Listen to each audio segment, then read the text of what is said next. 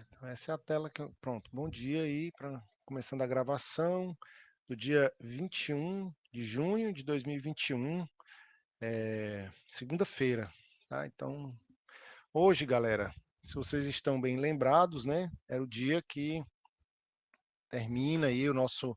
Era ontem, né, mas na verdade eu ainda deixei aberto, não fechei ainda, então caso alguém ainda não tenha enviado a nossa atividade computacional, ou vou estar deixando aí até as 14 horas, mais ou menos, caso alguém queira ainda acrescentar alguma coisa lá, tá? Mas ontem era o dia que finalizava a primeira atividade computacional, que era aquela da coleta de dados e fazer as estatísticas dos dados.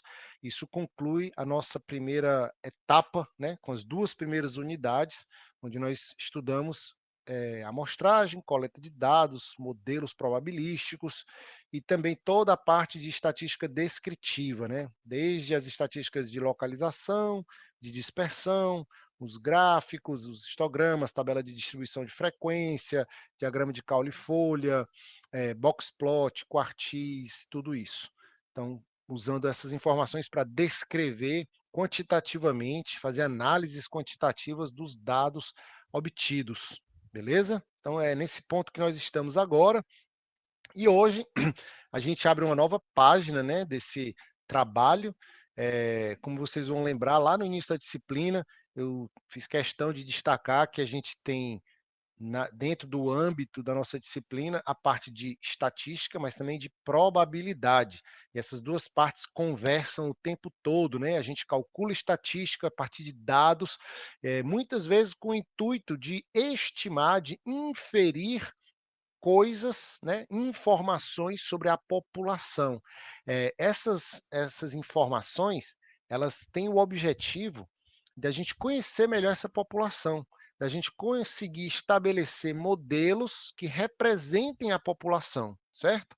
É, esses modelos são modelos probabilísticos, né? Acabei de dizer que nós estudamos modelos probabilísticos, então eles trazem equações matemáticas que tentam quantificar as probabilidades dentro daquela população. Portanto, é isso que a gente vai fazer agora, trabalhar com probabilidades, já que, em teoria, é um conceito que a gente ainda não trabalhou aqui. Todos nós temos ideia do que é probabilidade, né? Mas não trabalhamos especificamente aqui esse conceito. E aí eu pergunto para vocês, o que é probabilidade para vocês? Pode usar o chat, pode falar. Qual é a ideia que vocês têm disso aí? Vai aprender a apostar? Será? É um risco. Jogo do bicho, o 21, né? O blackjack. Onde é que a probabilidade entra nesses jogos? Vocês já estudaram poker também? Vocês já estudaram probabilidade no colégio? Certamente, né? O que é que vocês estudaram? Chance, possibilidade, diz a Eduarda. Isso é o que ela pensa de probabilidade, né? Combinação. Eu estudei, se eu estudei, não lembro. Ai, Aline. Alguma coisa você lembra, não é possível. Provavelmente você lembra. Opa, bom dia, professor. João Lucas. Falando um pouco sobre probabilidade, tem algo que é bem básico, assim, que eu lembro quando eu estudei na época do colégio, é que probabilidade, de modo geral, é tudo aquilo que a gente quer sobre tudo aquilo que é possível. Boa. Faz sentido. O Stan disse que vem na cabeça dele o binômio de Newton. Eu queria evitar, Stênio, esses conceitos assim muito matemáticos, né? Eu queria que a gente pensasse um pouco nessa linha que o João Lucas disse, assim, conceitualmente mesmo. O que é que a gente pensa, o que é que a gente sente quando fala em probabilidade, né? Ele falou naquilo que é possível. Foi um pouco do que a Eduarda disse também, chance, possibilidade, né? É isso que vem à sua cabeça também, além do binômio de Newton?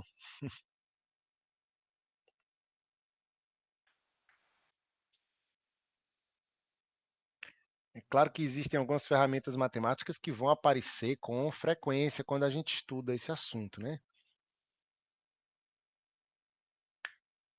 Mas eu queria falar um pouco de sentimentos, vontade de apostar. É. Por que que a gente fala tanto de aposta e de jogos quando a gente fala de probabilidade?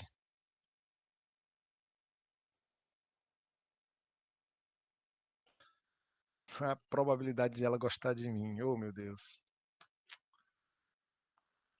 Rapaz, tá com dor de cotovelo. Tá peças um dominó, que também é um jogo, né?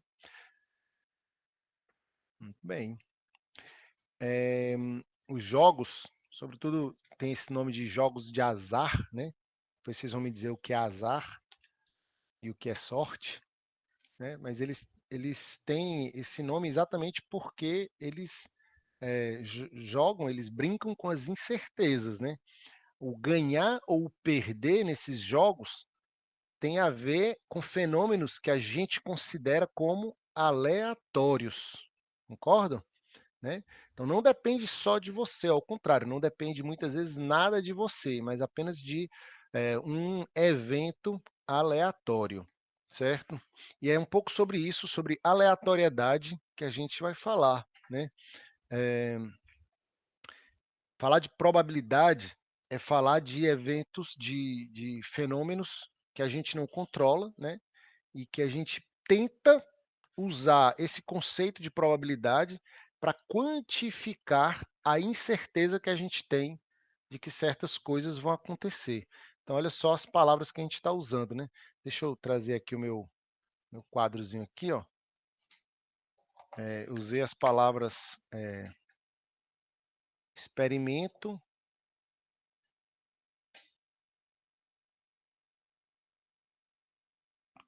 aleatório, usei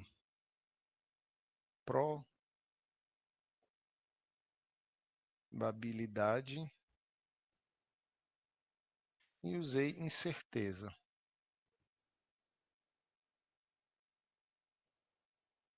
Né? Então, o que é um experimento aleatório para a gente aqui, certo, gente? Experimento aleatório é algo que apresenta regularidade,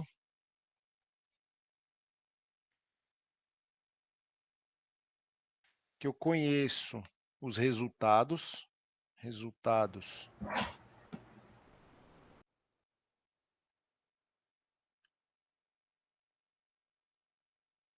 conhecidos,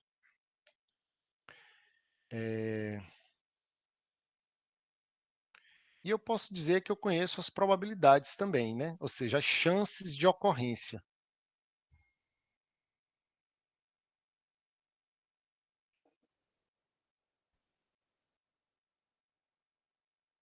certo?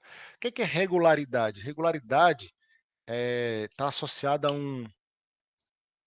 a uma não sei se eu poderia dizer uma teoria, uma lei, mais do que uma teoria, é uma lei, né, chamada lei dos grandes números, para quem já leu um pouco sobre probabilidade. Eu gosto muito de conversar sobre esse tema, mas eu tento ser um pouco mais direto, porque senão a gente passa a aula inteira falando sobre isso, né? Mas, na verdade, o estudo das probabilidades, gente, é um tópico muito recente no estudo da matemática, né? A matemática, como vocês sabem, é uma das ciências mais antigas, né, do ser humano, desde a Grécia antiga, ou seja, da antiguidade, já havia estudos de geometria na Grécia, enfim, a história do cálculo e de outras áreas da matemática é bastante consolidada, bastante antiga.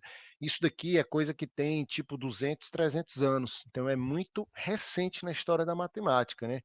E, e a ligação dela com os jogos começa exatamente nesse início aí, né? Quando pessoas que eram matemáticos, mas que jogavam, de alguma forma sentiram a necessidade de formalizar, de entender as chances, né, as incertezas que eles tinham.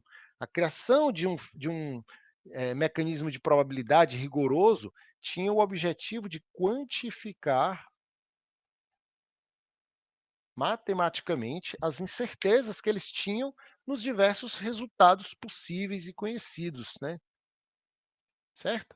Então, regularidade tem a ver com a lei dos grandes números, ou seja, quando eu repito algo, o que eu estou chamando aqui de experimento aleatório, eu repito com grande número de vezes, né? Certos padrões se repetem, certo? Essa ideia também está associada à nossa noção de amostragem que a gente fez da população, né? A gente tenta amostrar dados de uma população para extrair daí uma informação sobre a população. Em outras palavras, a gente está tentando entender quais são as probabilidades subjacentes que moram dentro da nossa população, né? Mas essas probabilidades só aparecem por causa desse fenômeno de regularidade, ou seja, quanto mais eu repito, melhor fica o meu resultado. Vou tentar dar um exemplo bem simples para vocês. Não estou com o meu dado aqui agora, mas se eu jogar um dado normal, um dado D6 aqui na mesa, certo? Ele, em princípio, né, por ter 6 faces, né, certo?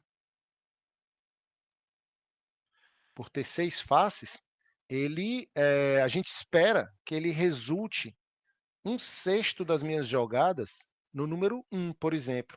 Então, o evento aqui em que vai sair o número 1, ou o evento em que vai sair o número 6, a gente intuitivamente imagina que ele tem um sexto de chance cada um.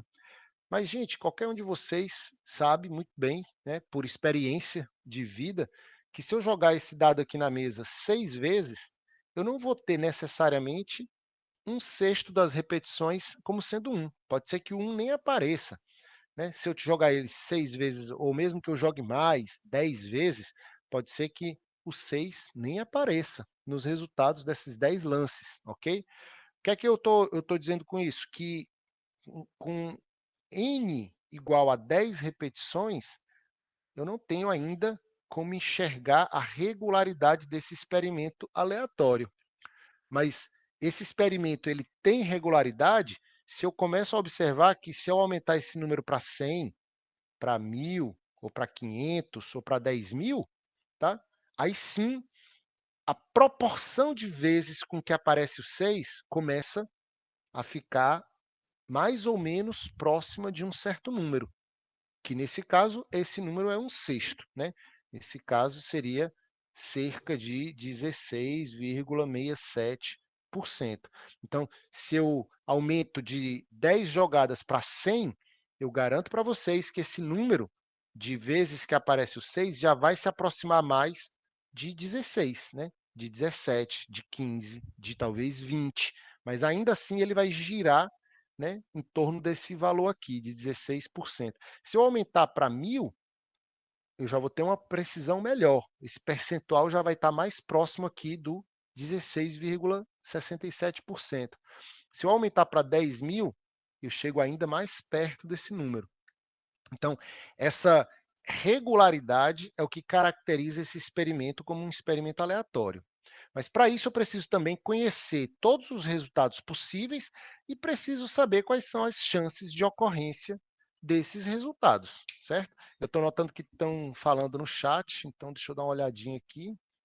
Eu não estou vendo o chat o tempo todo, tá, galera? Se for só para conversar assim, vocês podem botar aí, não tem problema. Mas se quiserem me perguntar, vocês podem também abrir o áudio, certo? Ótimo, professor, não entendi.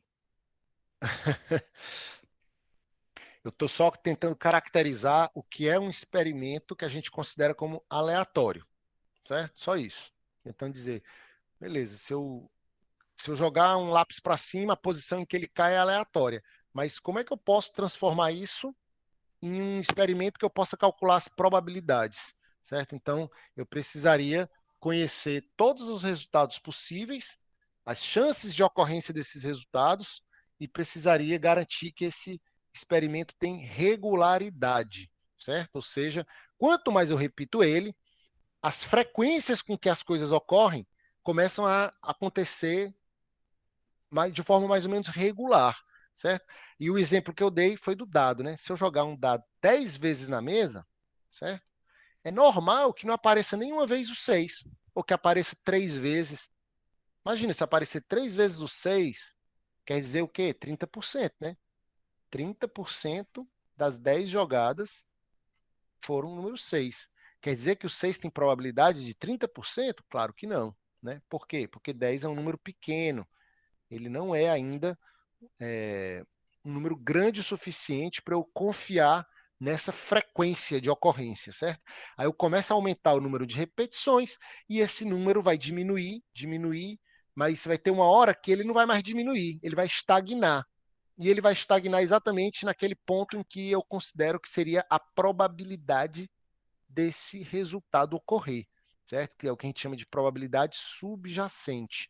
Então, e esse número, nesse caso, vai ser 16,67, que é um sexto, porque eu tenho 6 lados, né? Então, enfim, eu tenho um sexto de chance de ocorrer o 6. Beleza? Então, estou só dando um exemplo, né, de um experimento que é aleatório e o que é que seria a regularidade, né? Essa regularidade é baseada, no, como eu disse, na teoria dos grandes números, ou seja, quanto maior o número de repetição, mais confiáveis são os teus resultados, tá? Que é a mesma razão pela qual a gente sempre que faz amostragem quer ter mais amostras, porque essas amostras é como se fosse o quê? A repetição do meu experimento. Então, quanto mais amostras, mais repetições, mais confiáveis são os nossos resultados, tá certo? É, tem uma outra propriedade que é a da reprodutibilidade, né? A reprodutibilidade significa dizer que o meu experimento ele deve ser reprodutível, ele pode ser repetido nas mesmas condições, pelo menos conceitualmente, certo? Então eu posso jogar o meu dado quantas vezes eu quiser. Conceitualmente é o mesmo experimento, certo? Que eu vou jogar, certo? Então, nessas condições, às vezes não é muito fácil a gente conceituar um experimento aleatório. Veja bem, por exemplo, um jogo de futebol. Por mais que eu fale em probabilidade do time A ou do time B vencer, eu não consigo repetir aquele jogo nas exatas mesmas condições, né? Porque o jogador A, o jogador B não vai estar na mesma, né, condição, ele não vai poder jogar. Então, assim, não é exatamente a mesma condição. Mas eu posso ainda assim imaginar que aquele jogo poderia ocorrer conceitualmente. É, tem experimentos que são destrutivos, né? Sei lá, qual é a probabilidade de um palito de fósforo acender? Então, eu tenho aqui milhares de palitos e eu pego vários e testo para ter uma noção de qual é a probabilidade do palito fabricado pela minha fábrica acender. Mas esse teste ele é destrutivo. Eu não posso acender o mesmo palito outra vez, mas eu posso acender outro palito, que seria fabricado de forma igual e, portanto, eu estou considerando como se fosse o mesmo palito. Eu estou só tentando contextualizar para vocês o que é o experimento aleatório, né, o que é a noção de regularidade, de reprodutibilidade, que a gente precisa conhecer todos os resultados e as chances de ocorrência. E essas chances de ocorrência é exatamente o que a gente chama de probabilidade. É uma tentativa de quantificar a incerteza que eu tenho de que algo vai ocorrer ou não, certo? Chance de ocorrência não significa certeza de nada, ao contrário, né? Vejam que a probabilidade é um número muito relativo.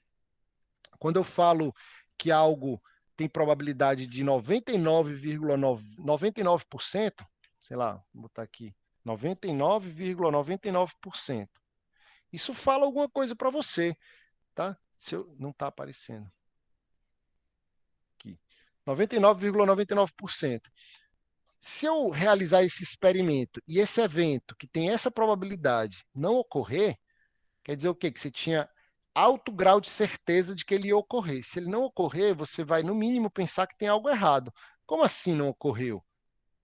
tem algo errado aqui, era para ele ter ocorrido, porque isso aqui significa que ele vai ocorrer quase sempre, tá? Porém, se eu disser que algo tem a probabilidade de 60%, o que é que isso passa de informação para a gente? Quase nada. Porque se eu executar o experimento e ele ocorrer, ou se ele não ocorrer, é normal. É plenamente normal. Mesmo um dado que tem 1/6 de chance para o resultado 6, se eu executar ele e o dado, enfim, der 6 ou não der 6, o que é que isso quer dizer? Então é difícil, sabe, gente, a gente interpretar o resultado probabilístico, às vezes. Agora, como é que você pode imaginar? O seguinte, ó. Se algo tem probabilidade. Deixa eu apagar aqui, peraí. Se algo tem probabilidade de 1/6.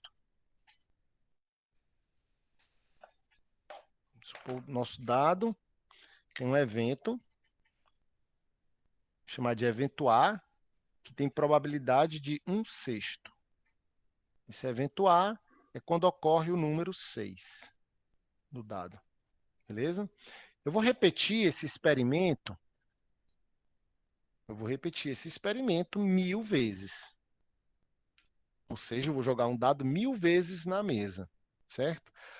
Quantas vezes a gente espera que ocorra isso aqui? 1/6 dá 16,67% aproximadamente. Tá? Então, se eu jogar ele 1000 vezes, né, eu imagino que vai acontecer mais ou menos 166 vezes ou 167 vezes o número 6. Beleza? Aqui a probabilidade te fala alguma coisa, porque você tem uma margem, certo? É como aquela história da média e do desvio padrão. É como se você dissesse assim, olha, eu espero que o 6 ocorra mais ou menos aqui 166 vezes, com uma tolerância de tanto para mais ou para menos. Então, você sabe que tem um intervalo aqui, talvez eu vou chutar aqui 171, 161. Entre 161 e 171 vezes vai aparecer o número 6, certo? Tá? É claro que sim, foi um intervalo arbitrário aqui, eu estou chutando, certo? Mas ele te dá uma noção. Se você aumentar esse número de 1000 para 5000 vezes, você vai ter mais precisão sobre esse intervalo, tá? A largura do teu intervalo ela diminui. Por quê? Porque você aumentou a quantidade de repetições. Isso que a gente está fazendo, gente, é uma noção de tentar entender a probabilidade como frequência relativa. Frequência relativa. Lembra que a gente fez frequência relativa agora há pouco, né? Lá no nosso histograma tinha a frequência relativa. Ou seja, eu pego o número total de vezes que eu observo algo e desse número total, quantas vezes ocorre um fenômeno, um evento que eu tenho interesse. Aí eu tenho a frequência relativa desse evento, certo? E eu posso associar essa frequência relativa à probabilidade. Mas para isso, eu preciso de um grande número de repetições. Eu preciso me apoiar na lei dos grandes números, tá certo? Tem um materialzinho que eu tinha preparado para mostrar que fala exatamente isso, sobre frequência e probabilidades, tá? Que é uma discussão que eu acho que a gente precisa fazer antes de trazer uma definição mais rigorosa, mais matemática sobre probabilidades, que é entender a relação entre frequência e probabilidades. Os primeiros caras que começaram a pensar em estudar probabilidade, né, que foram matemáticos aí de 2, 3 séculos atrás, eles entendiam a quantificação da incerteza a partir da frequência com que as coisas ocorriam, certo? Então, por isso que a noção de frequência relativa ela é tão presente quando a gente pensa em probabilidade. Ó. Nesse caso, eu estou pensando num certo experimento, que eu estou chamando de E, e ele vai ser repetido N vezes, certo? E aí eu defino dois eventos, A e B, duas coisas. A gente ainda vai entrar melhor na definição do que é um evento, mas por hora eu vou chamar só de A e B, duas coisas que podem acontecer quando eu repito, quando eu pratico o experimento E. Ok? Vamos pensar assim: tem um experimento E, pode ser jogar um dado, pode ser jogar uma moeda, pode ser sair de casa e ir até a padaria, sei lá. E aí tem duas coisas que podem acontecer nesse experimento. né? Que pode ser eu levar uma topada, que pode ser eu ser assaltado, que pode ser eu jogar o dado e aparecer um número par, sei lá, tá? Então, eu vou contar, eu vou repetir esse experimento N vezes, quer dizer que eu vou para a padaria 10 vezes, 20 vezes, 30 vezes, ou então eu vou jogar o dado 10 vezes, 20 vezes, 30 vezes, e eu vou contar quantas vezes ocorrem o evento A e o evento B.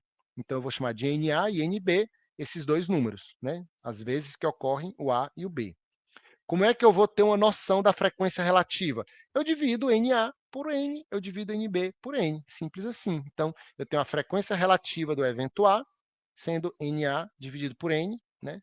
E a frequência relativa do evento B, como sendo NB dividido por N, tá certo? Essa é a noção de frequência relativa. Propriedades disso aí, que são interessantes. Primeiro, essa frequência relativa sempre vai ser um número entre 0 e 1.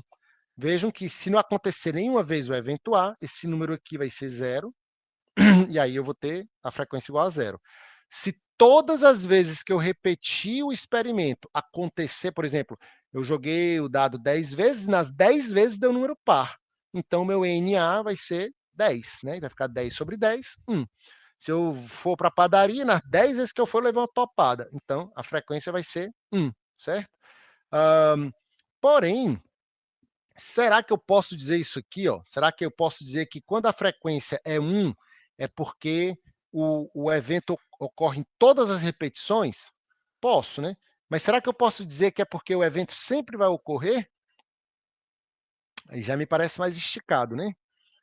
Toda vida que eu for para a padaria, eu vou levar topada, porque nas últimas 10 vezes eu levei, né? Toda vida que esse time for jogar, ele vai levar gol de pênalti, porque nas últimas 5 partidas ele levou. Não, né? Não faz sentido. Foram apenas 5 amostras, tá? Foram apenas N amostras. Do mesmo jeito, o evento impossível também não pode ser caracterizado por uma frequência relativa de zero, tá certo? E por último, tem essa propriedade que a gente vai guardar ela aqui de lado para usar mais tarde, que é quando os dois eventos são exclusivos. O que é dois eventos exclusivos? Que nunca ocorrem juntos. Não quero entrar ainda nessa nomenclatura aqui, mas eles nunca ocorrem ao mesmo tempo. Não dá para ocorrer, por exemplo, eu joguei na mesa e o número que resultou, ele tanto é par como é ímpar. Não, não dá para acontecer isso. Tem um evento que é eu vou na padaria e levo uma topada. Tem um outro evento que é eu vou na padaria e não levo uma topada. Esses dois eventos não podem acontecer ao mesmo tempo. Ou eu levo ou não levo, né? Um dos dois, decida, certo? Então, quando esses dois eventos forem mutuamente exclusivos, eu posso dizer que a frequência com que eles ocorrem, com que ocorre pelo menos um dos dois, seria a soma dos dois, certo? A soma dos dois. Essa propriedade a gente vai deixar para usar ela mais para frente, mas são propriedades da frequência relativa também. O que eu quero guardar aqui, eu quero que você retenha, é que essa frequência ela só começa a traduzir para mim alguma probabilidade quando esse n é muito grande, quando ele começa a ficar realmente considerável, certo? Então, para eu definir uma probabilidade a partir dessa frequência relativa, eu preciso fazer com que esse n cresça. Como é que a gente faz em matemática, em notação matemática, com que o n cresça? Como é que o professor de cálculo de vocês faz quando ele quer que uma variável seja bem grande? Tem uma ferramentazinha lá no cálculo. Como é que ela se chama?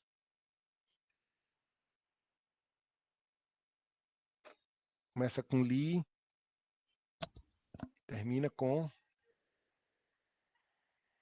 mit, né? Exato.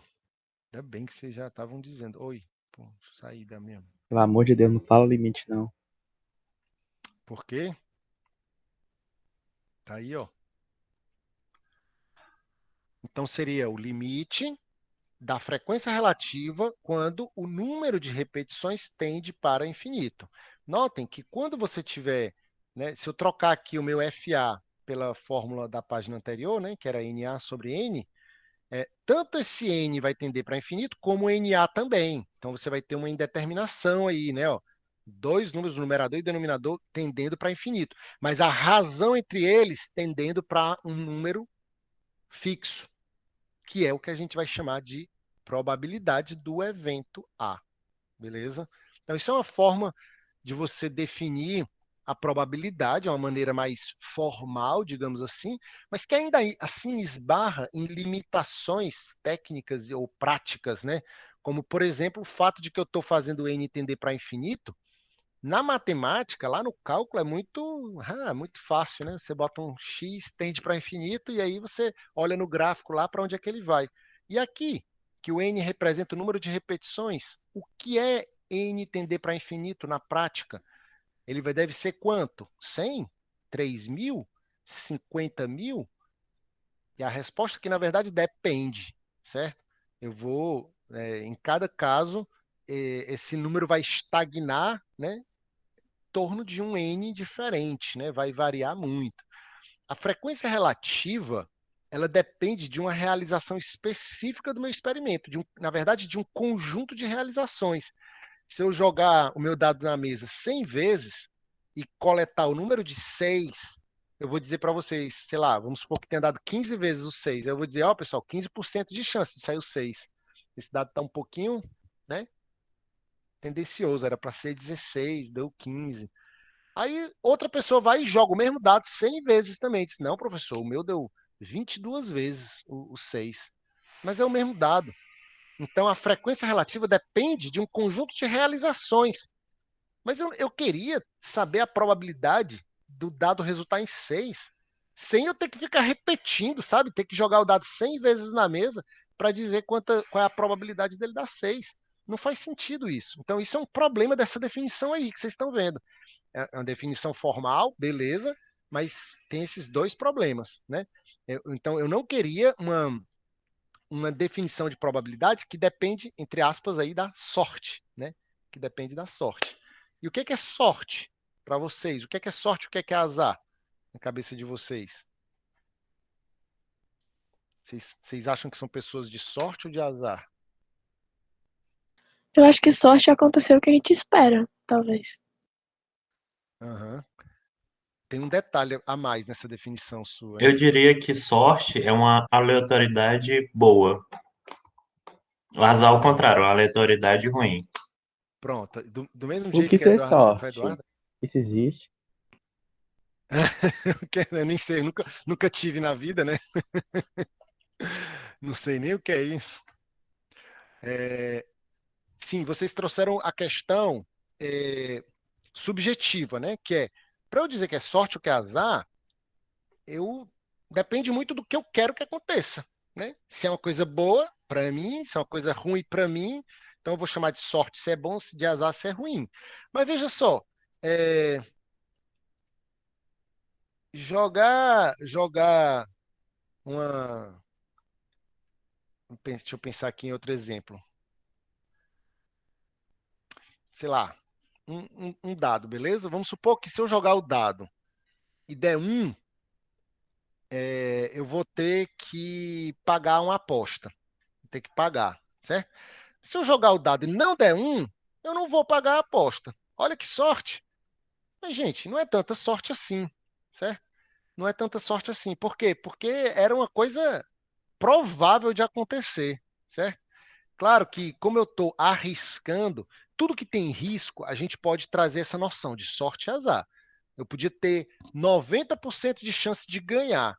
E ganhei. Oh, que sorte. Mas vocês vão de convir que é uma sorte menos, digamos, comemorada, né? Porque você já esperava ganhar, você tinha 90% de chance, certo? Claro que se o risco que está envolvido é muito alto, por exemplo, vai passar aqui por um processo, por algo, por um jogo, como uma roleta russa, sei lá, você tem 90% de chance de ganhar, mas tem 10% de chance de morrer. Se você der os 10%, você morre. Então, claro que se você passa, você vai dizer, ufa, que sorte, né? Tive muita sorte. Por quê? Porque eu saí vivo, certo? Então, a sorte depende muito também, sorte ou azar, né? Da chance de ocorrência, se ela é grande ou pequena, certo? Se você tem pequena chance de ocorrência e acontece, você vai dizer que teve uma grande sorte ou um grande azar, certo? Ou do risco envolvido também, né? Se você tem um grande risco envolvido, que é ruim, e você consegue escapar, então você vai dizer que teve uma grande sorte ou um grande azar, caso ocorra. Então, são conceitos subjetivos, porque não dependem apenas da probabilidade, tá certo? Mas continuando, né, pegando essa questão conceitual aqui, da frequência relativa, a gente começa a perceber o quão importante é a gente aprender a contar as coisas, né? Porque eu vou contar quantas vezes acontece os eventos, tá certo? E a gente entende também que para tentar se livrar dessas questões aqui, seria interessante eu ter uma noção de probabilidade que fosse anterior à execução do experimento. Olha só, antes mesmo de eu jogar meu dado na mesa, eu queria ter uma noção. Antes de ir lá na padaria, eu queria ter uma noção de qual é a chance, né, de certos eventos ocorrerem. Como é que eu faço para ter essa noção? Eu preciso me basear na minha noção. Ah, eu já apaguei ali. Na minha noção de experimento aleatório que eu tinha colocado. Conhecer todos os. Acho que tem aqui. Conhecer todo o espaço amostral, ou seja, conhecer todos os eventos possíveis, certo? Então, quando eu conheço todos os eventos possíveis, eu posso me basear nisso para criar uma nova definição de probabilidade, certo? Então, a noção de espaço amostral, ela traz dentro dela duas necessidades para a gente. A primeira é de entender matematicamente os conjuntos. Se eu quero definir todos os eventos que vão acontecer, para calcular a probabilidade com base nisso, eu preciso dessa noção matemática. Então, essa é a teoria de conjuntos, certo? Vocês devem lembrar, né, que vocês usavam isso lá no ensino médio, né? O que é elemento, o que é relação entre conjuntos, relação entre elemento e conjunto, o que é uma união, uma interseção, uma diferença de conjuntos. Então, essas noções elas são muito importantes, porque a gente vai definir os nossos eventos com base nesses conjuntos, certo? A definição de evento propriamente dito, que passa a ser um subconjunto desse conjunto maior que contém todos os resultados possíveis, certo? E depois a noção de probabilidade de que esses eventos ocorram. Então, quando a gente trabalha com experimento aleatório com esse conceito de espaço amostral, a gente não precisa usar frequência relativa. A gente, antes mesmo da execução do experimento, pode ter uma noção das chances de ocorrência, tá certo? Então, aqui tem alguns exemplos de como eu posso pensar o espaço amostral de um experimento, né, associado a um experimento. Será que vocês são capazes de colocar aí no chat, começando aqui por esse primeiro experimento, qual seria o espaço amostral? Em outras palavras, qual seria o conjunto que contém todos os possíveis resultados desse experimento que consiste na contagem do número de peças defeituosas produzidas em um período de 24 horas numa linha de produção.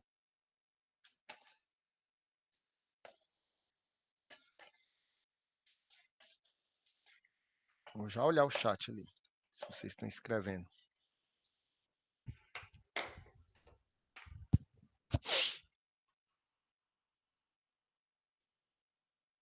De 0 até o próprio número de peças produzidas, né? Isso foi o que o Ângelo disse. O Ângelo Lucas, não sei como é que é para te chamar, cara. Então, vou botar aqui, né? S1 seria o espaço amostral do, do primeiro experimento ali, certo? Eu vou criar um conjunto que contém o zero. O que é que seria esse zero? Seria o resultado da contagem, caso não tenha nenhuma peça defeituosa, tá? Ó, voltando aqui, ó. Eu vou contar o número de peças defeituosas produzidas em uma linha de produção durante 24 horas. Se todas saírem boas, o resultado da minha contagem é zero. Se tiver só uma defeituosa, esse aqui é um outro resultado possível, o 1, né? Pode ser que tenha duas, etc. E aí vai depender, como o Ângelo Lucas disse, né, do número de peças produzidas, né? Vou chamar de N, tá? Onde esse N é o número de peças produzidas. certo? Tentando lembrar aqui daquele nosso estudo sobre o tipo de dados, esse conjunto aqui, ele contém dados de que tipo? Numéricos, certo? São dados numéricos. Isso não é obrigatório, tá? Podem ser dados não numéricos, mas nesse caso são numéricos. E eles são quantitativos ou qualitativos? Eles são quantitativos, né? Porque eles representam o número de vezes que ocorreu defeito, ou seja, a quantidade de peças defeituosas. E, por fim, eles são contínuos ou são discretos? Eles são discretos, né? Porque são números inteiros. Eu não tenho a possibilidade de ter, sei lá, 2,3681 peças defeituosas. Não. Ou eu tenho duas, ou eu tenho três, né?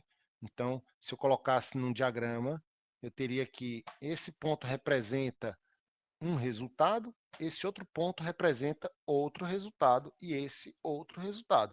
Eu não tenho nada entre eles, não há uma linha contínua, né? Poderia representar também assim, né? Mas a gente nota que os resultados que compõem esse conjunto, eles são quantificáveis, eu consigo contá-los, certo? Mesmo que sejam infinitos. Nesse caso, não são infinitos, mas mesmo que fossem infinitos, eu conseguiria contá-los. Tá? Vamos ver o segundo exemplo aqui. Ó.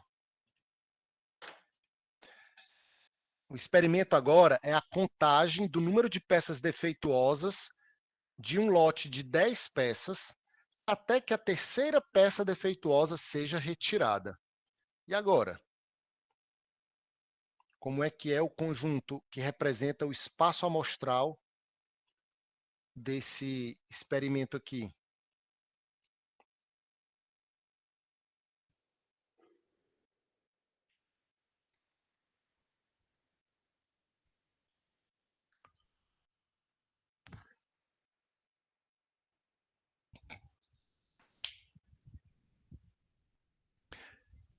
Poderia fazer um conjunto disjunto onde tenho pessoas danificadas e não danificadas. Pessoas ou peças? Pessoa danificada é meio estranho. Esse era do exemplo anterior. Ah, sim.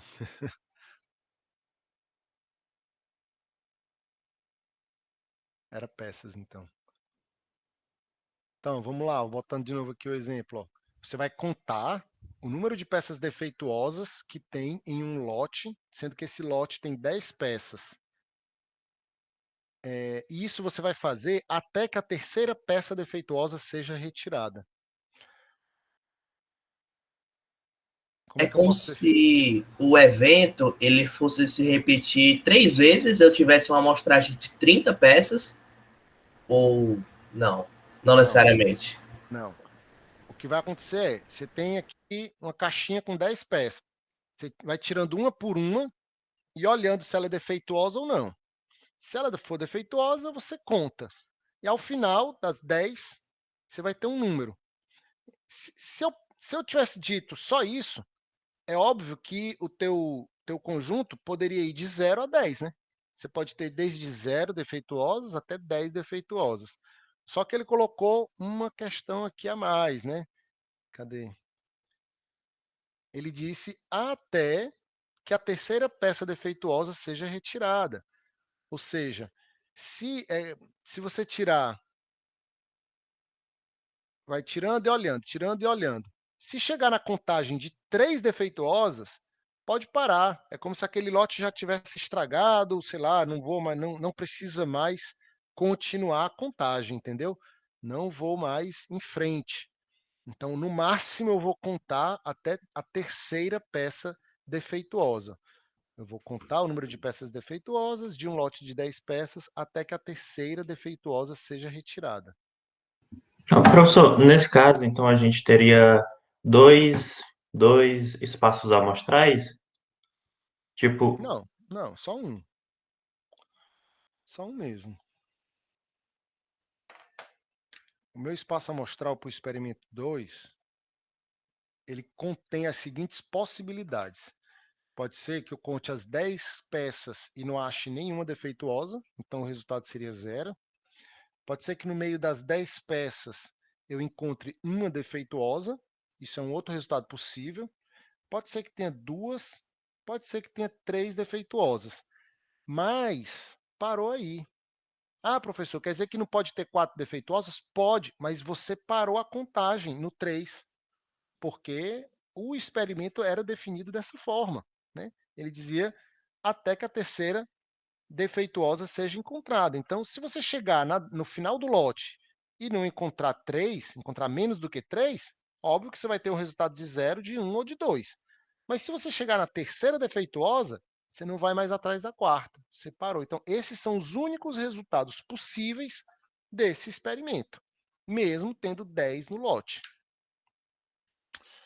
Certo? Então, é importante a gente saber identificar quais são os resultados possíveis, qual é o nosso espaço amostral. Fazer mais um exemplo aqui, ó. A medida do tempo de duração de vida de uma lâmpada. O experimento agora é esse. Colocar uma lâmpada para funcionar e medir o tempo de duração que ela fica acesa. Qual seria o meu espaço amostral? Seria um espaço amostral bem grande, porque eu teria valores contínuos, né? Uhum. Então, eu poderia ter, por exemplo, 1 minuto, eu poderia ter 1,1 minutos, digamos. Então, eu teria infinitos valores, digamos, né? Que eu pudesse usar para isso. Seria mais fácil representar numa reta assim, né? Pois é. Pô. Só que, ao mesmo tempo, a lâmpada tem um limite do quanto que ela pode ficar ligada, né? Mas ele não diz na questão qual seria esse limite, né? Pois é. A questão não informa isso, né? Então não dá para. Ou a gente estabelece, a gente pode pressupor, né, que o experimento vai parar depois de um certo tempo, e aí a gente vai usar esse tempo como valor máximo, e aí faria tipo isso, né? Esse aqui seria o nosso espaço amostral, ou então realmente a gente vai dizer, olha, não sei, ela pode até, enfim, ir a gente incluir todos os valores de tempo como possíveis resultados, não quer dizer que eles tenham a mesma probabilidade de ocorrência, tá, gente? Pode ser que seja muito mais provável que ela tenha uma duração numa certa faixa e quase impossível que ela dure mais do que um certo valor, ou que ela dure menos do que um certo valor. Mas são resultados, acho que não me lembro quem falou no começo, né? É aquilo que é possível, que não é completamente impossível de acontecer, né? Matematicamente, eu diria o seguinte: os resultados possíveis desse experimento são valores de tempo pertencentes aos números reais, tais que t é maior ou igual a 0. Por que maior ou igual? Porque vai que a lâmpada já está queimada. Tu já pega uma lâmpada que não funciona, então o tempo é 0, né? Ela nem vai acender. Daí para frente, qualquer valor, qualquer número real pode ser o resultado da tua observação, né? A lâmpada vai funcionar durante um certo tempo até que para de funcionar. E ali, todos os valores possíveis de t estão incluídos aqui, ó. Certo? E aí eu defini a diferença. É que esses dois conjuntos aqui, do experimento 1 e 2, são discretos, e esse daqui é contínuo, certo?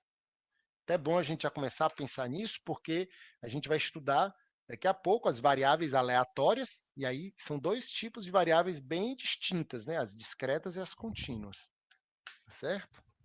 E por fim aqui, um último exemplo, a contagem do número de caras obtido após 4 lançamentos de uma moeda.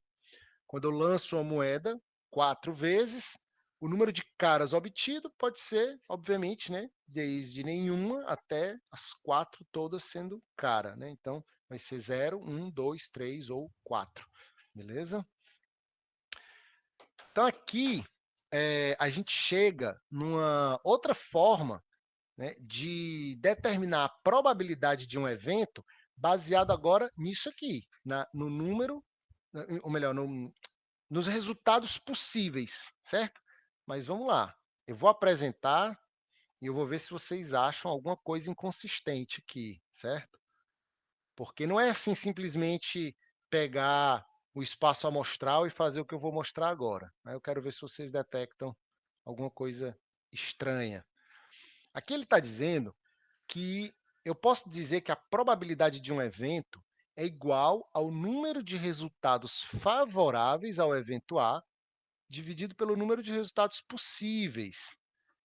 Esse número de resultados favoráveis, não é dentro de uma certa quantidade de repetições, é no espaço amostral. Por exemplo, se eu tiver o dado, antes eu estava dizendo para vocês que eu ia jogar o dado várias vezes, contar o número de 6 e contar o número total de lances. Né? Essa era a definição da frequência relativa, certo? Aqui não é assim.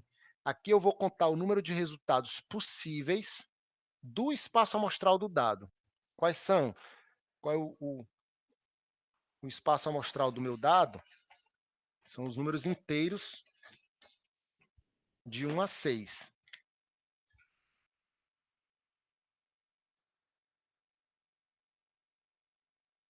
Aqui o meu espaço amostral. Qual é o resultado de interesse? 6. Então, esse aqui seria o conjunto A, que representa o evento em que ocorre o 6. Né? O evento é um conjunto unitário, certo? Quantos elementos do meu conjunto eu tenho aqui? Quantas possibilidades eu tenho no total? 6. Quantas possibilidades eu tenho no evento de interesse? 1. Então, um sexto. Certo? Essa é a ideia. Beleza? Essa é a ideia que eu acho que todo mundo já tinha isso na cabeça mesmo, né? A questão é, o que é que pode dar errado aqui? Certo? O que é que pode dar errado aqui? Por exemplo, aqui, esse exemplo aqui. Já que, né, essa formulazinha é válida, eu vou tentar resolver esse exemplo usando ela. Tá? O que é que ele está dizendo? 2 dados não viciados são lançados. Qual é a probabilidade de que a soma dos resultados dos 2 dados seja igual a 7? A soma ser igual a 7. Vamos lá, não tenho mais um dado, eu tenho 2 agora. E eu vou somar os 2 dados. Eu vou somar o dado 1 com o dado 2. E eu vou ter um número, que é o meu resultado aqui. Quais são os possíveis resultados do meu espaço amostral? Ora, no pior dos casos, né, se esses 2 dados derem o menor valor possível, que é 1, a soma vai ser 2. Mas pode ser que ela seja 3, 4, 5, 6, 7, 8, 9, 10, 11. E se os 2 dados resultarem em 6, né, o melhor resultado possível, eu tenho um 12. Certo? Qual foi a pergunta que ele fez lá? Qual é a probabilidade de que a soma dos 2 resultados, né, seja igual a 7? Então, o evento de interesse é que o resultado seja 7. Então, o evento de interesse é o número 7. Probabilidade disso acontecer seria número de resultados possíveis. 1, 2, 3, 4, 5, 6, 7, 8, 9, 10, 11. E o número de resultados favoráveis, resultados que eu tenho interesse, só 1. Então, 1 sobre 11. Pronto, assim que a gente aplica essa fórmula, né?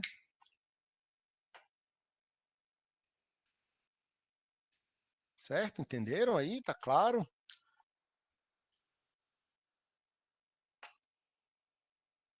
Posso botar na prova?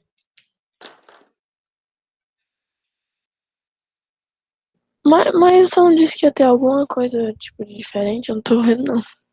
Tá vendo nada É de assim, ó, diferente? professor, pelo que eu entendi o que é diferente. A questão é que existe muito mais chance de dar o valor 7. Por exemplo, de dar o 2, só temos 1 e 1. De dar o 7, a gente tem 4 e 3, 5 e 2, 6 e 1. Além da possibilidade de ser com os outros dados. Então, existe mais chance de dar 7 do que dar 2 ou 12. Então, o João Por Lucas está isso, isso dizendo é que inválido. esse resultado é mais provável de acontecer do que esse ou do que esse, né? Mas por que que isso invalida a minha conta? Por que que isso invalida a minha conta? O João Lucas está dizendo que a minha conta está errada, é basicamente isso que ele está dizendo. Eu diria que isso invalida a sua conta porque esse espaço amostral não é referente à questão em si. Para fazer o espaço amostral, deveria ser 1+1, 1+2, 1+3 e assim indo. E assim indo. Quase isso, sabe, João Lucas? Na verdade, de certa forma, eu até posso dizer que esse espaço amostral representa o meu experimento, sim. Porque, afinal, aqui eu listei todos os números que podem, né, resultar. Né? Quando eu somo dois dados, os resultados são esses. Qual o problema? É que esse jeito de calcular a probabilidade aqui, ele se baseia num pressuposto anterior, que eu fiz questão de não reforçar com muita ênfase quando eu estava falando, só para ver se pegava vocês, que esse pressuposto é de que todo mundo aqui tem que ser equiprovável. Todo mundo aqui tem que ter as mesmas probabilidades. Aliás, estava escrito aqui, ó. É porque eu não reforcei, mas ó, se todos os resultados que compõem o evento A, na verdade o evento A não, se todos os resultados do meu espaço amostral forem equiprováveis, então a probabilidade do evento é dada por isso. Saca que tem aqui uma dubiedade nessa definição? Eu estou definindo a palavra probabilidade e para definir probabilidade eu estou usando a palavra equiprovável, que quer dizer de mesma probabilidade. Entendeu? Então, eu tô usando o conceito na definição do próprio conceito. E isso é preciso ter cuidado. Não é que invalida, mas é que invalida com esse espaço amostral que eu usei aqui. Realmente você tem razão. Eu não poderia jamais ter feito isso, porque eu tenho que ter um espaço amostral uniforme. Eu estou contando proporção. De todos os resultados possíveis, quantos são satisfatórios para mim? 7. Ué, mas o 7 ocorre muito mais do que os outros. Então, como é que eu posso dizer que eu tenho 1/11 de probabilidade? Não, isso aqui está errado. Obviamente está errado, tá, galera? Não, não acreditem em tudo que o professor fala para vocês, certo?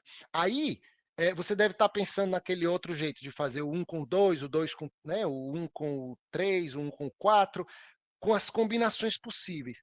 Por que que isso vem à nossa mente, de combinar os dados? Porque aí sim você garante a chance de ocorrência igual para todo mundo. A gente está partindo do pressuposto que todos os dois dados são justos, né? Ou seja, eu tenho de 1 a 6 com igual chance para todo mundo, tanto no dado 1 como no dado 2. Então, se eu tentasse representar o meu espaço amostral de outro jeito, ele ficaria mais uniforme, ou seja, todo mundo com a mesma chance. Posso colocar aqui os resultados do dado 1, tá? E aí eu vou repetir.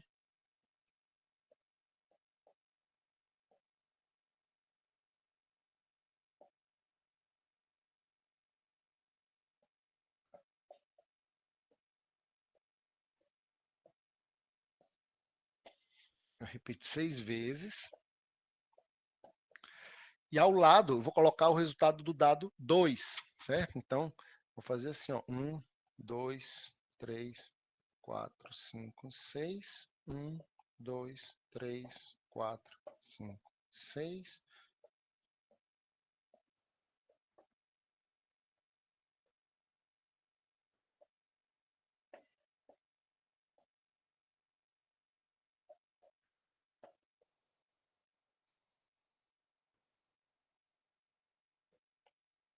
O que a gente tem aqui agora, se eu colocar aqui um grande círculo, né?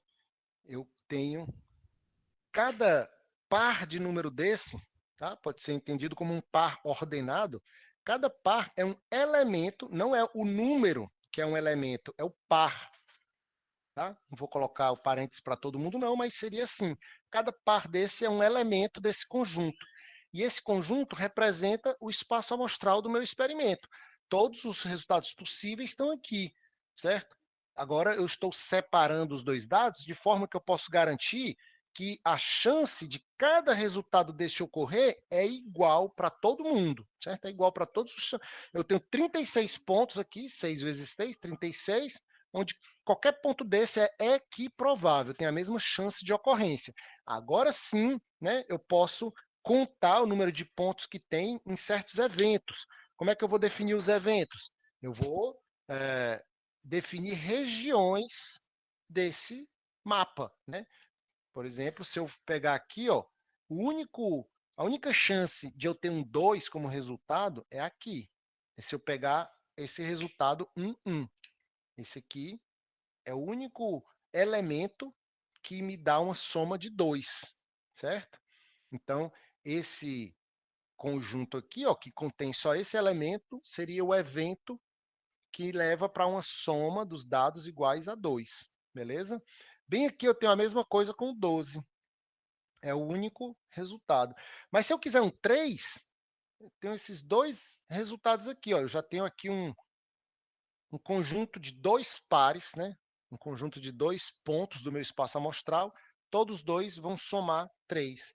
Do mesmo jeito que aqui eu tenho os dois que somam 11. Tá? E aí, se eu for subindo e descendo nas diagonais, aqui nas antidiagonais, né? Eu vou ter os números 4, 5, 6 e o 7 bem aqui. É por isso que o 7 é o número que mais se repete, né? Porque ele está exatamente na diagonal principal, né? Na antidiagonal principal, e, portanto, se eu pegar aqui o evento que representa uma soma igual a 7, ele é formado por 1, 2, 3, 4, 5, 6 pontos desse espaço amostral. 6 eventos que são equiprováveis, né? De um total de 36, eu tenho 6 que representam esse espaço amostral aqui, ou melhor, esse evento aqui, que é o resultado igual a 7. Então, vejam, eu estou usando o princípio da lei uniforme, mas eu tive que adaptar o meu espaço amostral para contar o número de resultados possíveis, tá? Tem que adaptar isso aí, para garantir que dentro do meu espaço amostral, realmente, todo mundo tem a mesma chance de ocorrência. Senão, essa propriedade aqui não é válida, tá certo? Então, é isso que precisa ser levado em consideração. Essa parte inicial aqui, que a gente começa, depois tem um outro exemplo aqui, que eu não vou falar agora, mas vou deixar talvez para vocês pensarem, né? Que é esse primeiro exemplo que eu dei, ele é discreto, né? Eu tenho um dado, certo? Discreto porque, ó, eu consigo contar quantos elementos tem no meu espaço amostral. 6 vezes 6, 36, certo? Mas nem sempre eu consigo fazer isso. Então, eu posso adaptar esse conceito de quantidade de elementos. Vejam aqui, ó, aqui ele fala em número de resultados possíveis. Mas se no lugar do dado resultar em 1, 2, 3, 4, 5, 6, ele resultasse num número real de 0 a 6, já era mais complicado, né? Porque eu não consigo contar quantos números reais tem entre 0 e 6. Mas o comprimento pode ser considerado também como o tamanho do meu espaço amostral. Então, a gente pode usar isso também para calcular probabilidades, né? Qual é a probabilidade? Se você tem um segmento de 2 metros, qual é a probabilidade de ocorrer um corte nos primeiros 50 centímetros? Se o ponto de corte vai ser escolhido aleatoriamente, você tem 50 centímetros como sendo o seu numerador e tem 2 metros como sendo o seu denominador, certo? Então, é uma forma também de pensar nisso. E aqui tem um outro exemplo para vocês que eu não vou resolver agora, mas fica aí como exercício. Tá? 2 pessoas escolhem um número entre 0 e 4, cada um número real, certo? Qual é a probabilidade de que a diferença entre eles seja de no máximo 1/4? Que aí, como um exercíciozinho, próxima aula eu posso trazer a resposta para vocês. E aí a gente entra para tentar formalizar o estudo da probabilidade. A gente tenta agora, ó, a gente falou de frequência relativa, a gente falou de espaço amostral, falamos de lei discreta uniforme, que é essa outra forma de definir a probabilidade. Faltou agora um formalismo, né? Como que eu vou realmente trazer uma definição matemática de probabilidade? É aí que entram os axiomas. Mas calma, porque para falar desses axiomas, vocês já devem ter prestado atenção que tem alguns conceitos que a gente vai usar. E esses conceitos estão muito ligados ao que a gente vem fazendo até aqui, que é definir conjuntos, definir eventos, e esses eventos são conjuntos, né? Definir quando é que um evento faz parte, quando é que um elemento faz parte de um evento, quando é que ele não faz parte de um evento, quantos resultados fazem parte de um evento. Então, basicamente, trabalhar com conjuntos e trabalhar com a contagem dos elementos. Esses dois pontos são muito importantes no estudo da probabilidade, né? E eu queria propor para vocês uma rápida, mas muito rápida revisão desses dois temas, certo? Que algumas técnicas de contagem bem básicas, né? Não é um curso de análise combinatória, gente, mas logo no começo da aula até vocês mencionaram aí binômio de Newton, né? Isso está muito na cabeça de todo mundo, que quando a gente trabalha com probabilidade, a gente acaba usando algumas técnicas de contagem, certo? E de onde entra, né, o binômio de Newton, né, a combinação, etc.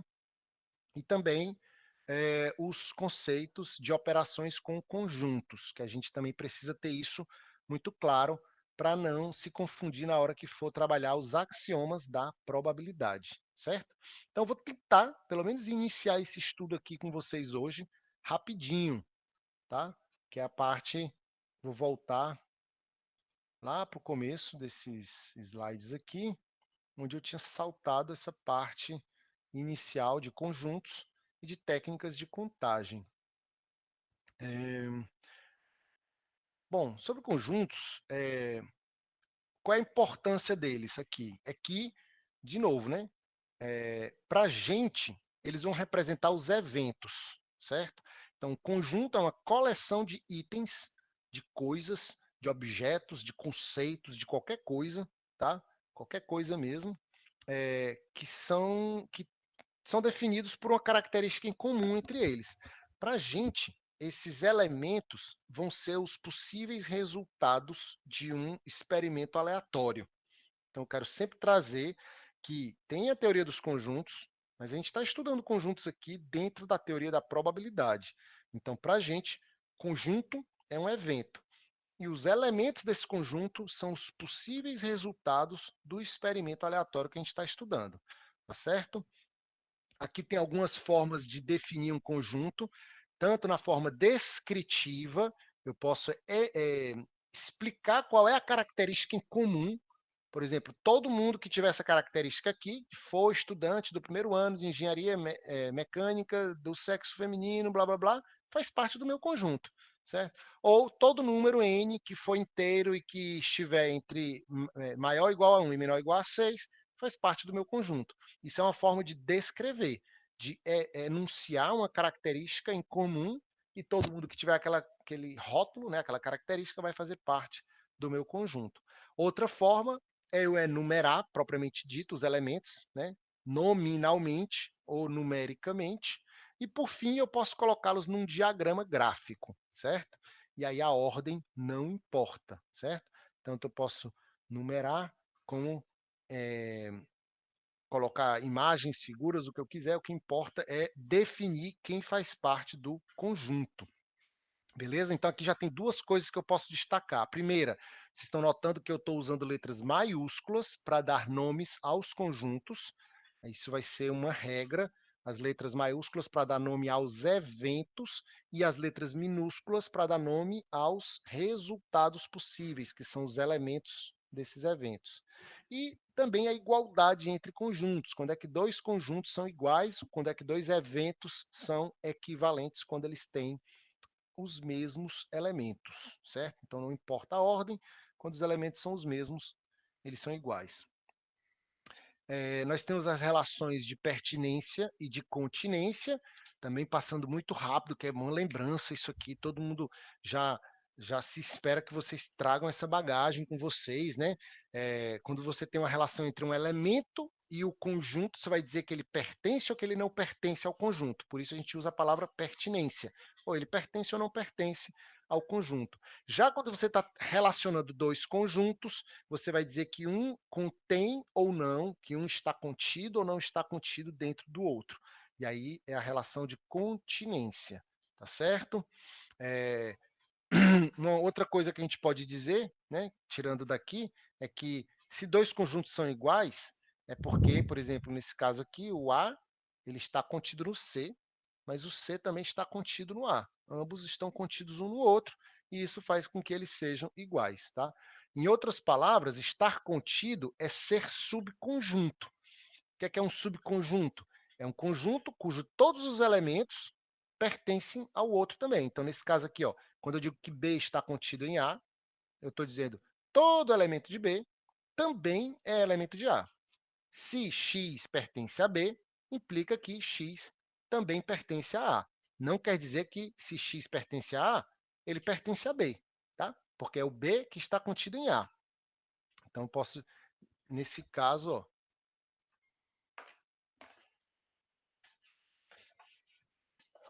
desenho ficaria assim, né? Ó, A e B. Então, para qualquer elemento que esteja no B, se X pertence a B, implica que X pertence a A. Por quê? Porque B está contido em A, certo? O contrário não é verdade. Eu posso ter um elemento aqui que não está contido em B, tá? A menos que eu tivesse as duas coisas, né? B está contido em A e A está contido em B. Aí, os dois seriam o mesmo conjunto, né? Eles possuiriam os mesmos elementos, tá certo? Que aí eu poderia dizer que A igual a B, nesse caso aqui, ó. Uma outra forma de definir a igualdade entre conjuntos. Alguns outros conceitos, né, que a gente vai acabar usando naturalmente dentro dos nossos problemas de probabilidade. Esses conceitos aparecem, a gente precisa saber associá-los ao conjunto correspondente. Por exemplo, um elemento, não, a gente já falou, noção de elemento é cada objeto, cada item do nosso conjunto, né?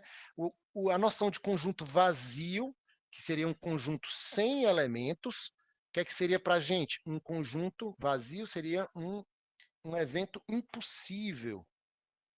Um evento impossível.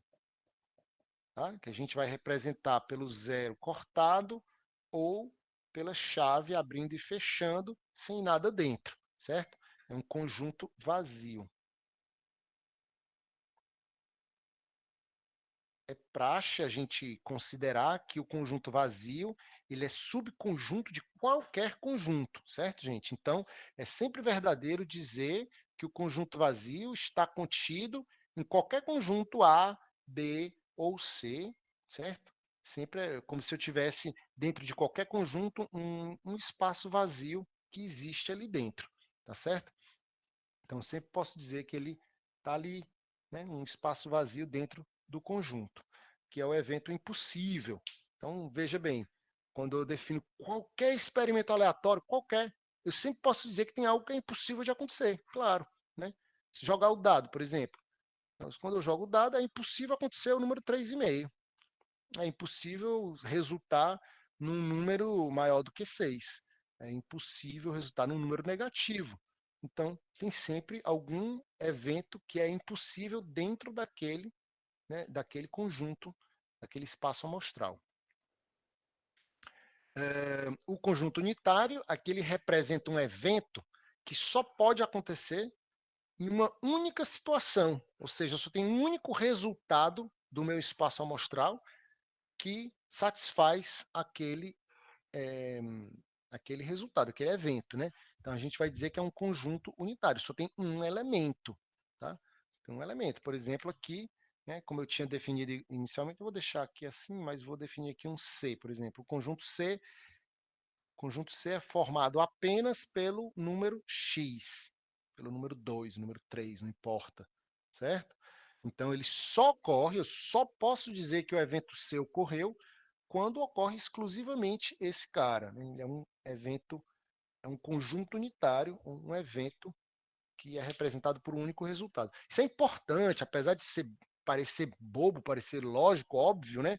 É que quando a gente vai usar probabilidade de algo, tá, gente? Aqui dentro, nunca você pode colocar um resultado, nunca você pode colocar um elemento do conjunto, nunca. Sempre você coloca aqui um evento, ou seja, um conjunto, certo? Então, eu não poderia dizer assim, qual é a probabilidade, vamos supor que aqui seja os números do dado, e aqui eu tenho o número 6. Aí, o evento C é quando dá 6, certo? Aí eu vou dizer, qual é a probabilidade de 6? Não. Assim, falando, ok, né? Falando parece tranquilo de dizer, mas no rigor do formalismo matemático, eu tenho que colocar aqui uma chave para dizer que isso aqui, na verdade, é um conjunto unitário que contém o número 6. Tá? Então, eu estou falando da probabilidade desse evento, ou seja, desse conjunto que contém o número 6. Ou eu poderia dizer probabilidade de C, né? Que também dá no mesmo. Tá? Então, é só para deixar isso claro. Tudo que vem dentro desse parênteses aqui da probabilidade é sempre conjunto, certo? É sempre um evento. Então, nem que seja sei lá, uma série de operações com os conjuntos, mas sempre é o resultado de um conjunto.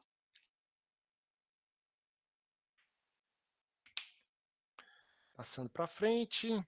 Certo, aqui eu trago a definição também de conjunto universo e conjunto finito, infinito e infinitamente contável. A noção de conjunto universo é equivalente ao que a gente chamou aqui de espaço amostral. Na teoria dos conjuntos, ele representa todos os elementos dentro de um dado contexto que você está estudando, né? Por exemplo, numa pesquisa sobre eleição, você tem, por exemplo, se você está pesquisando um município, né, então seria todos os eleitores daquele município seriam o teu espaço amostral. Isso é equivalente à nossa população. Lembra quando a gente fez agora a pesquisa no trabalho? Eu pedi que vocês definissem quem era a população de vocês, porque na hora de sortear eu preciso ter essa noção geral de quem é a minha população, né? Então, basicamente, o nosso conjunto universo vai ser o que a gente chama de espaço amostral e ele vai conter toda a nossa população, certo? E a noção de conjunto finito, infinito ou infinitamente contável é aquela distinção entre o que é contínuo e o que é discreto, e dentro do que é discreto existem alguns casos que são finitos e infinitos. Então, assim, finito e infinito tem a ver com a quantidade de elementos, certo? Um conjunto como aquele do exemplo lá de trás, né, que eu dei, que o espaço amostral era 0, 1, 2, 3, ok? Isso é um conjunto finito, certo? Finito. Eu tenho 4 elementos. Se ele for um conjunto dos números reais, tal que T se encontra entre 0 e 3. Olha só a diferença.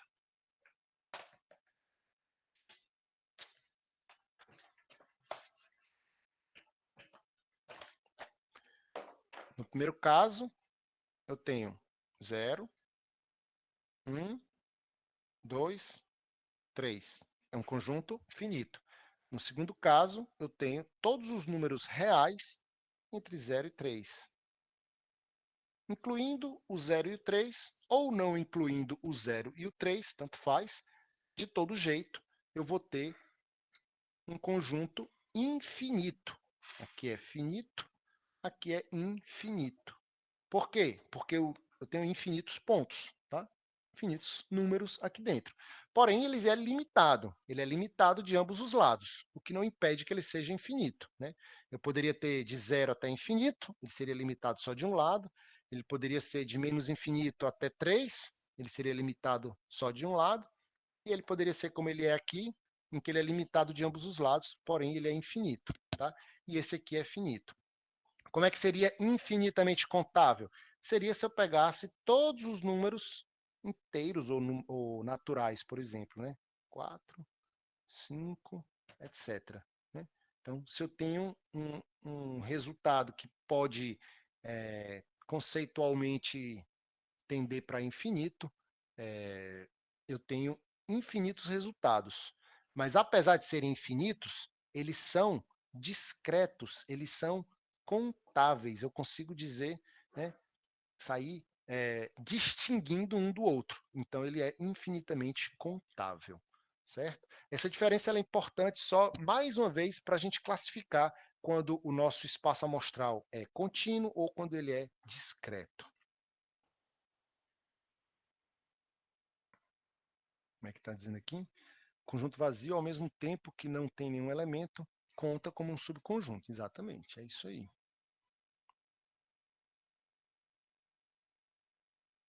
E aqui a gente tem as principais operações com conjuntos, né, que são operações que vão aparecer o tempo todo dentro dos nossos problemas, e eu quero só destacar que defini-las, como eu vou fazer agora, é uma tarefa muito simples, tá? E vocês podem até entender a definição de cada operação dessa, mas é preciso entender quando elas aparecem dentro do contexto dos problemas. Nos problemas, dificilmente eu vou dizer assim, olha, gente, calcule a probabilidade de A união B, ou de B interseção C. Não é sempre, não é bem assim que aparece, mas no problema você tem dois eventos, você vai definir um evento como A e como B, e ele está pedindo a chance de acontecer pelo menos um dos dois, ou de acontecer os dois ao mesmo tempo. E aí você identifica como sendo união ou interseção. Então é importante a gente entender o conceito para conseguir enxergar essas operações dentro dos problemas, tá certo? Claro que com os exercícios vocês vão me dizer se está dando para entender direitinho ou não. Mas, basicamente, união e interseção são exatamente essas duas coisas que eu disse, né? A união é quando você tem um evento em que ocorre pelo menos um dos dois, né? No caso aqui, esse mais é uma notação de união, que em alguns livros se usa, então cuidado, porque não é uma soma, né? Não, eu não estou somando os elementos de A e de B, até porque tem conjuntos que nem dá para somar, nem são números, né? Então, vou usar A mais B, ou A com símbolo de união, B, que também se pode dizer ou, A união B, A ou B, certo? E a interseção é quando ambos ocorrem, né? Quando ambos os eventos ocorrem, certo? Então, o resultado, ele pertence tanto ao conjunto A quanto ao conjunto B. É bom deixar claro que aqui ocorre pelo menos um dos dois, pode inclusive ocorrer os dois. Portanto, a interseção, ela sempre está contida dentro da união, certo? Aqui eu tenho graficamente, né, ó, a união, ó, aqui são os elementos que ocorrem só quando ocorre o evento A, aqui são os elementos que ocorrem só quando ocorre o evento B, e aqui são os que ocorrem quando ocorrem os dois. Se eu tiver aqui, ocorreu um deles. Se eu tiver aqui, ocorreu um deles. Se eu tiver aqui, ocorreram os dois. Então, eu posso dizer que a união B é um evento que ocorre quando ocorre pelo menos um dos dois, ou A ou B. Enquanto que aqui é o contrário, é quando ocorre exatamente os dois, né? Quando os dois ocorrem simultaneamente, certo? A outra operação é a de diferença, que é exatamente a exclusão, né? Quando você exclui os elementos do outro evento. Quando eu quero exclusivamente os elementos de A, quando eu quero exclusivamente os resultados que compõem o evento A, ou exclusivamente os que compõem o evento B.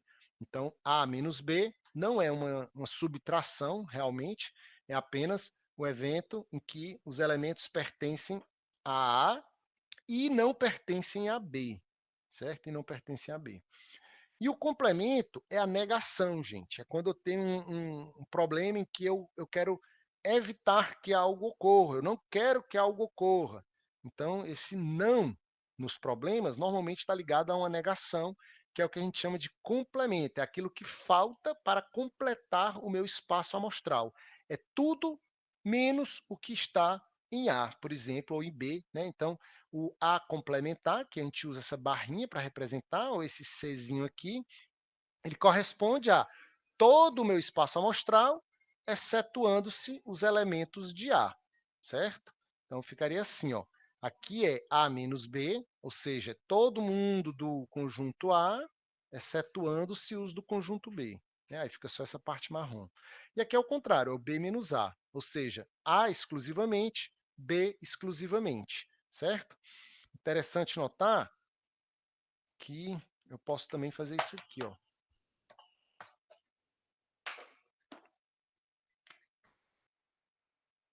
A, B, e ali onde tinha essa parte aqui, né?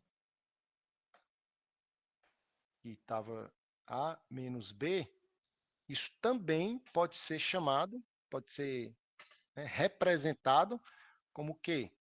A interseção com todo mundo que não está em B, com a complemento de B, tá? Então, se você pegar aqui, ó, o espaço amostral, né?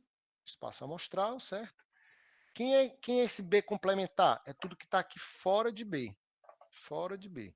Se você pegar todo o conjunto A e pegar quem que está na interseção entre o conjunto A e todo mundo que está fora de B, vai dar exatamente A menos B, né? Ou exclusivamente os elementos de A, certo? E a mesma coisa para essa parte aqui, né? B menos A é a mesma coisa que B interseção com o complemento de A.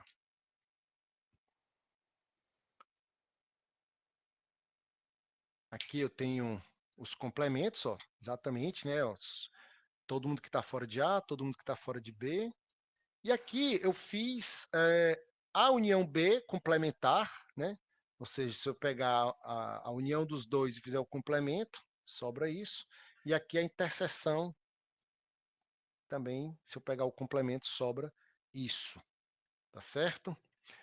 Tem várias propriedades que vocês podem, né, desenvolver. Eu vou colocar elas no final desses slides, mas não vou demonstrá-las aqui, porque são propriedades que eu acredito que vocês já usam há bastante tempo, já conhecem, mas eu acho que não custa nada tentar demonstrá-las para ver se realmente entendem, se estão se lembrando de onde que elas vêm. É muito fácil a gente esquecer dessas coisas. Antes disso, só um exemplozinho, um exemplo bem simples, né? Eu tenho aqui o conjunto A com os números de 1 a 7, o B com os números de 4 a 7. Então, se eu colocá-los num diagrama, ó, vejam que nesse espaço amostral eu não tenho ninguém que está fora de A e de B. Está todo mundo ou em A ou em B. Então, aqui eu tenho o conjunto A, aqui eu tenho o conjunto B, né? E se eu for tentar representar as operações, a união B seria todos esses números aqui, ó, de 1 a 7, né? Na verdade, no conjunto A não tinha o 4, né? Ó, eu pulei o 4 aqui. E na hora que eu falei como se fosse os de 1 a 7, mas é de 1 a 3 e de 5 a 7. Na união tem todo mundo. Na interseção, tem o quê? Ó? Só esses que estão aqui no meio, 5, 6 e 7. A menos B é quem está exclusivamente em A. 1, 2, 3. B menos A é quem está exclusivamente em B. B, só o 4. O A complementar é quem está fora de A. Quem é que está fora de A? É o próprio B, né? Ou melhor, quem está fora de A? É só o 4 aqui, só quem está aqui exclusivamente no B. Por quê? Porque não tem ninguém aqui fora. Se tivesse um 8 aqui fora, ó, esse 8 apareceria aqui, mas não apareceria aqui, tá? Não apareceria aqui, mas aqui sim. E se eu pegar agora o B complementar, é quem está fora do B. Quem que está fora do B? O 1, 2, 3. Por quê? Porque não tem ninguém aqui fora.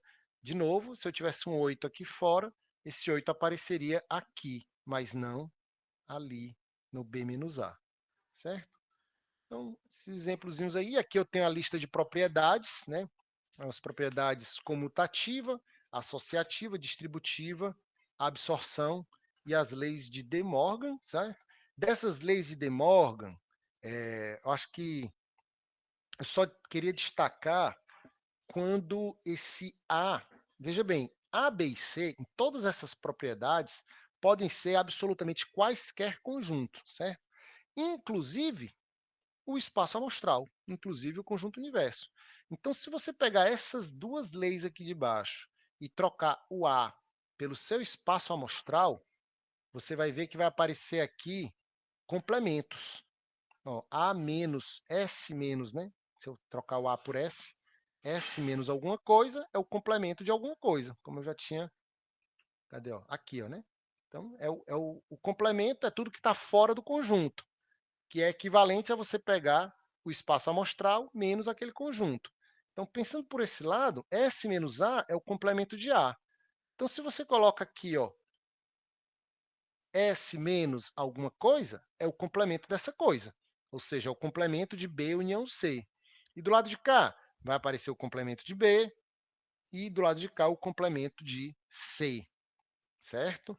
Isso aí, traduzindo, vai ser isso aqui, ó. Deixa eu apagar aqui.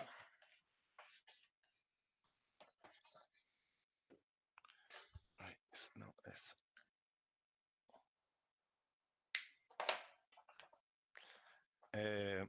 B união C complementar é igual a B complementar, interseção C complementar. E do mesmo jeito, o B interseção C complementar é igual ao B complementar, união C complementar. Certo? São duas propriedades bem úteis que você pode, inclusive, usar de um argumento mais intuitivo, né, para chegar nelas. Ó. O que é que eu tenho aqui? B união C. B união C. Complementar, ou seja, todo mundo que está aqui fora.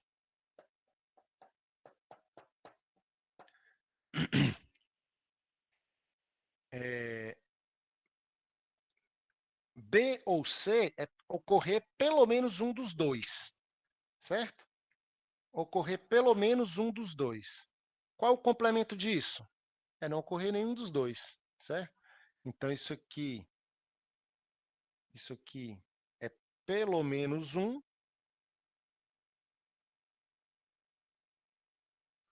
E quando eu boto o complemento, quer dizer o quê? Nenhum dos dois, né? Nenhum dos dois quer dizer o quê, gente? Ó, não B e não C. Não B e não C. Nem B, nem C, certo? Que é exatamente o que eu tinha do lado de cá. A gente pode pensar igualmente, né, em relação a essa expressão de baixo, onde eu tenho B e C complementar, então B e C complementar, agora eu estou aqui, ó, ou melhor, eu não estou aí, né?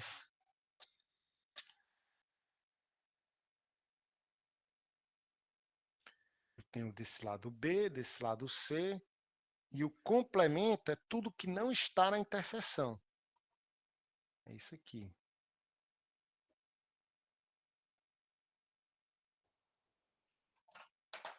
Em outras palavras, ou eu não estou no B, ou eu não estou no C. Eu só não posso estar nos dois, certo? Então, mas basicamente, o B e C complementar equivale a não B ou não C, certo? Esse é só um exemplo aí que pode ser explorado a partir daquelas leis e que é bastante útil, aparece de vez em quando em um exemplo ou outro e vocês podem usar para, enfim, fazer os exercícios, né? A gente vai começar a fazer mais coisas, vocês vão ver que vai aparecer nos problemas de probabilidade, por isso que eu quis fazer essa revisãozinha aqui bem rápida. Só para fechar, eu queria finalizar trazendo as comparações, mais uma vez, porque eu acho que ao longo da minha fala toda eu já trouxe isso, o que é a noção de conjunto e o que é a noção que a gente vai usar aqui em probabilidade, certo? Na teoria de conjuntos, o que a gente chama de conjunto universo vai ser aqui o nosso espaço amostral. Tudo que tiver conjunto, para a gente vai ser evento. Então, o espaço amostral, como ele contém todos os possíveis resultados, ele é o evento certo. Sempre ocorre, sempre vai ocorrer algum resultado que está dentro desse conjunto, certo? Elemento para a gente é qualquer resultado. É quando você realiza o experimento, realiza aquela coisa e o que é que sai? Qual é a observação pontual, certo? Isso que a gente vai chamar de resultado são os elementos do nosso conjunto. Então, eu estou chamando o meu espaço amostral por uma letra maiúscula, porque ele é um conjunto, o meu resultado por uma letra minúscula, porque ele é um elemento, tá? E eu vou dizer que esse elemento pertence ao conjunto, ao espaço amostral. Qualquer coleção de resultados, né? Qualquer coleção de elementos é um subconjunto do meu conjunto universo, certo? Que a gente vai chamar de eventos. Eu vou dizer que um evento ocorre quando qualquer resultado, qualquer elemento daquele conjunto ocorrer. Vou dar um exemplo. O dado tem números pares e ímpares. Eu posso definir o conjunto A como o conjunto dos números pares, o conjunto B como o conjunto dos números ímpares. Então, se eu jogar o dado e der um 2, ele faz parte do conjunto A. Então, eu vou dizer que o evento par ocorreu. O evento não precisa nem eu saber qual foi o resultado. Se alguém me disser ocorreu o evento par, o evento conjunto A, certo? Eu já sei que foi um daqueles elementos do conjunto, mas o evento ocorreu, certo? O conjunto vazio é o nosso evento impossível, porque ele não tem elementos.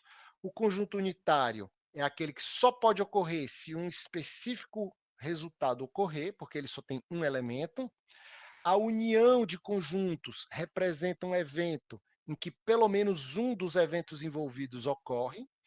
A interseção de conjuntos representa um evento em que todos os eventos ocorrem.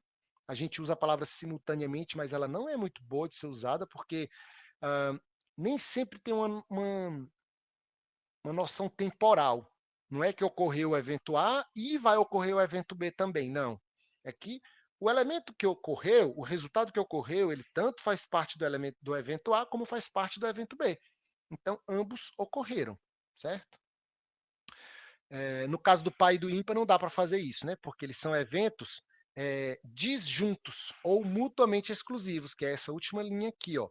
A interseção entre o conjunto dos números pares e o conjunto dos números ímpares é um conjunto vazio. Então, eu vou dizer que o evento par e o evento ímpar são eventos disjuntos ou mutuamente exclusivos, tá certo? E a negação do evento é o nosso complemento, né? Quando eu digo não ocorrer A, não ocorrer B, eu estou falando de ocorrer qualquer coisa que não seja aquele evento. Então, eu vou usar o complemento para representar. Beleza? Isso foi uma revisão bem basicona mesmo, certo? Eu vou deixar uma atividadezinha de revisão para vocês fazerem alguns pequenos exercícios para a gente se aquecer, tá? E vai ficar faltando essa parte de técnicas de contagem que a gente faz na próxima aula, tá? Mas não é bem simples também, ninguém vai se aprofundar muito. Aí sim a gente entra nos axiomas da probabilidade, nas propriedades, tá? Nos eventos independentes, na probabilidade condicionada, a gente vai entrar em probabilidade com mais força depois de fazer essa rápida revisão de técnicas de contagem aqui. Beleza, galera? Era isso aí que eu tinha para falar com vocês hoje. Desculpem aí qualquer coisa. Estevão? Estevão?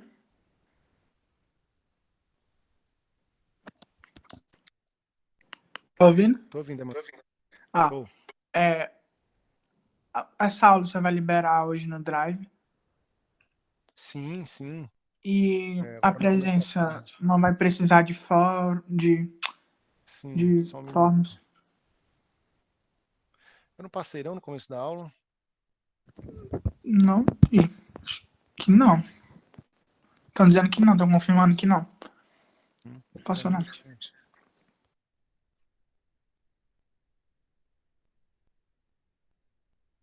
Só um minuto. O professor.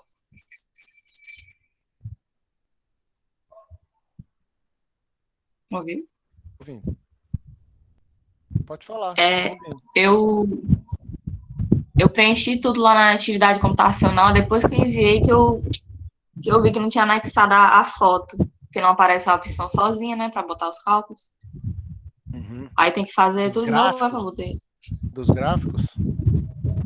Não, a foto dos cálculos, os gráficos tá tudo certo. Ah, não, sobre os cálculos eu dispensei, viu? Os cálculos eu dispensei. Não precisa colocar os cálculos, não. Agora, o que é importante é colocar a planilha com os dados, certo? Isso aí é muito importante. E os gráficos. Certo? E tá aí no chat, pessoal, o link para a presença de hoje, tá? Vocês já podem ir lá, só confirmar, já está aberto. Certo, Beatriz? Entendeu, né? Não precisa mandar os cálculos, não.